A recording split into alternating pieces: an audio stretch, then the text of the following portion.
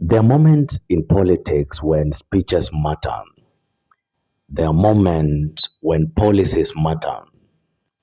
And then there are moments when a single tweet tells you everything you need to know.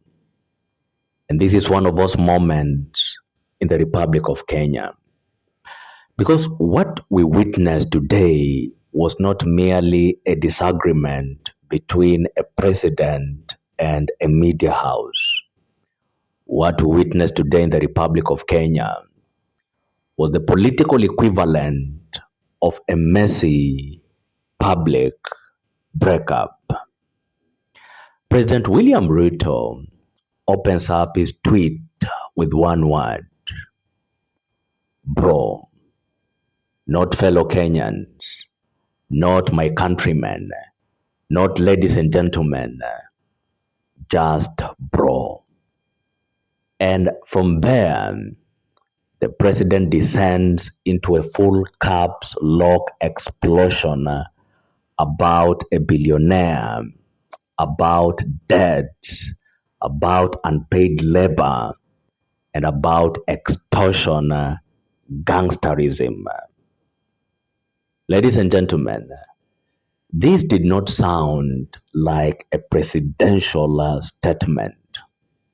This sounded like someone whose ex had just posted screenshots on TikTok.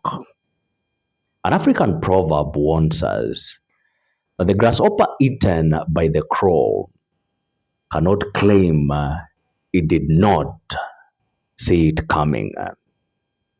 For years, the relationship between political power and sections of the media has often been a marriage of convenience.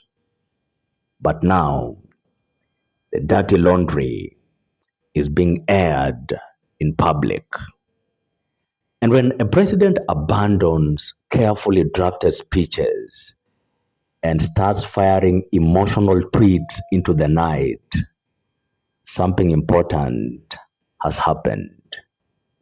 The mystic of power has cracked.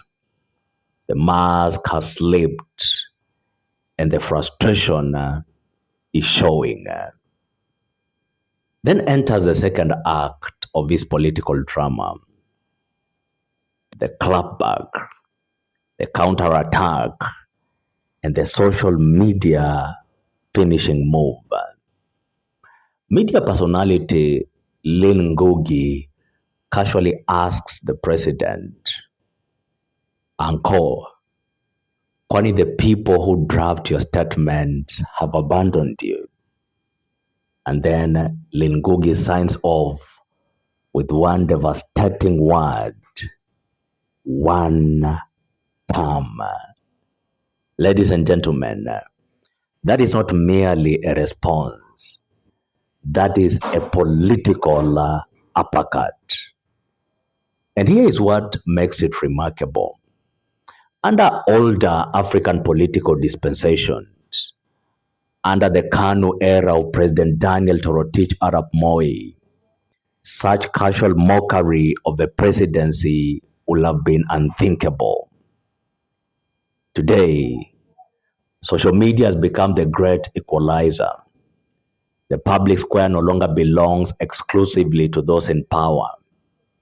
The neighborhood now has a microphone, and the neighborhood is shouting, "Umeachwa, you've been dumped, Mr. President."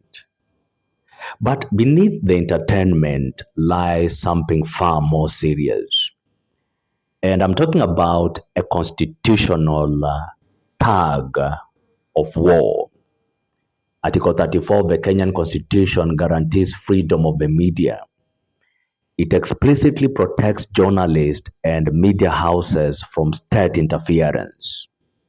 Yet the president's attack raises uncomfortable questions.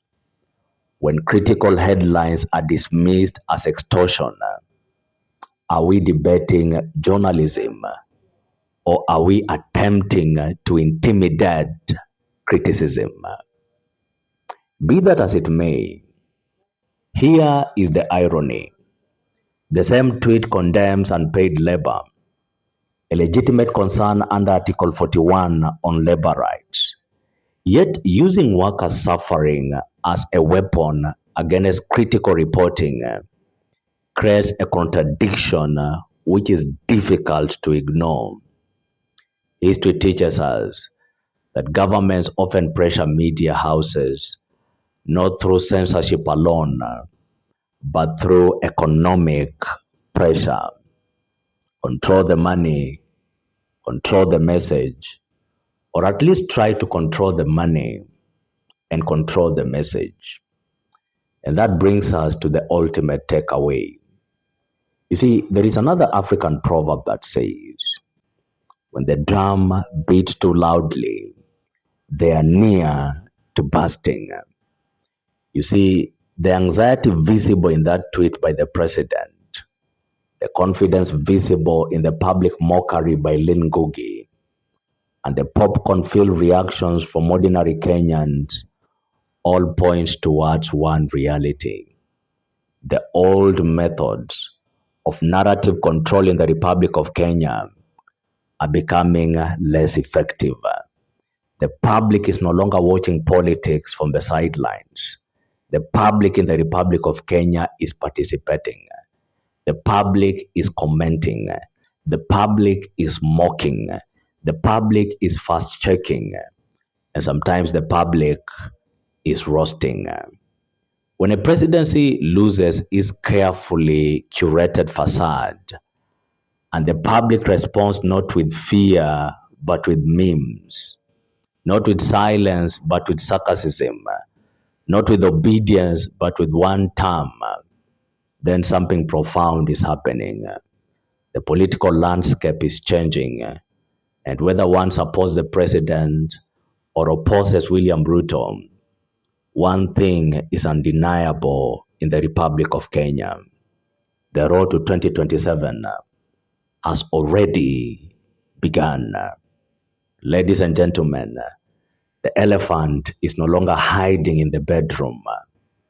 Everyone in the Republic of Kenya can see the elephant. My name is Biketi. If it is your first time here, make sure to follow this channel and to subscribe for more political analysis.